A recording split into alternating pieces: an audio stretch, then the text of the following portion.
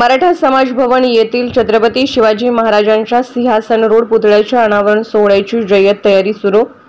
सांगलीत उद्या 4 ऑक्टोबर रोजी होणाऱ्या मराठा समाज भवन येथील छत्रपती शिवाजी महाराजांच्या सिंहासन रोड पुतळ्याच्या अनावरण सोहळ्याची जय्यत तयारी सुरू आहे।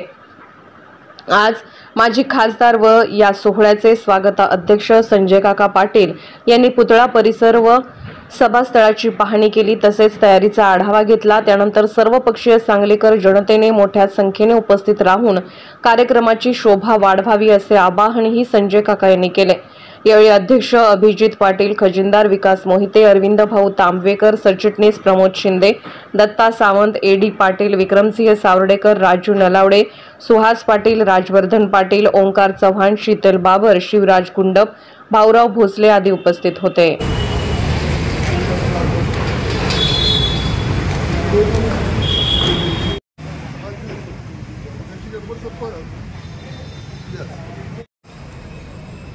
इतने आगे ना तो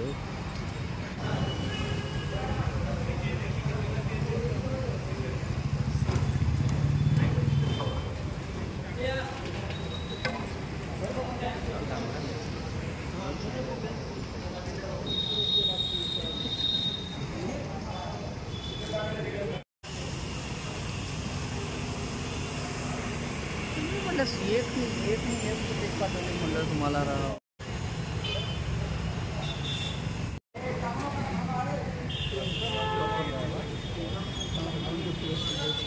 4 तारीख दुपारी 2-2:30 वाजेपर्यंत या ठिकाणी नितीनजी गडकरी साहेब आणि या ठिकाणी शरद पवार साहेब असे दोघे प्रमुख आणि इतर मान्यवर या ठिकाणी या कार्यक्रमाला येत आहेत। कार्यक्रमाची तयारी अतिशय चांगल्या पद्धतीने जय्यत तयारी झालेली आहे।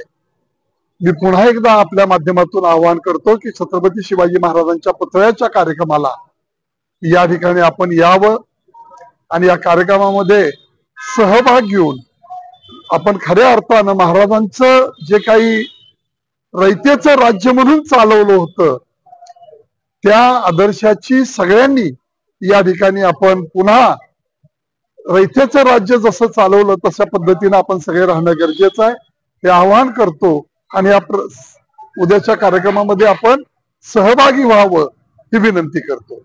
उद्या 4 ऑक्टोबर शुक्रवार रोजी होणाऱ्या छत्रपती शिवाजी महाराज पुतळ्याच्या अनावरणाच्या कार्यक्रमाची तयारी अंतिम टप्प्यात आलेली आहे आणि तयारी अतिशय चांगल्या पद्धतीनं मराठा समाज संस्थेचे आमच्या सर्व पदाधिकारी, संचालक व सर्व आमचे कार्यकर्ते यांनी अतिशय मेहनतीने पूर्ण केलेली आहे। पार्किंगची व्यवस्था येण्या जाणाऱ्या सर्व लोकांसाठी जय मातृभूमी सम्राट व्यायाम मंडळ व तसेच या कार्यक्रम स्थळापासून जवळच एक 5 मिनिटाच्या अंतरावर असलेले एक सीताराम नगरचा महापालिकेचा ओपन स्पेस आहे। या ठिकाणी सर्वांची व्यवस्था केलेली आहे। येणाऱ्या सर्व लोकांसाठी पाणी पिण्याची व्यवस्था केलेली आहे। आसन व्यवस्था एक 5000 लोकांची या ठिकाणी केलेली आहे।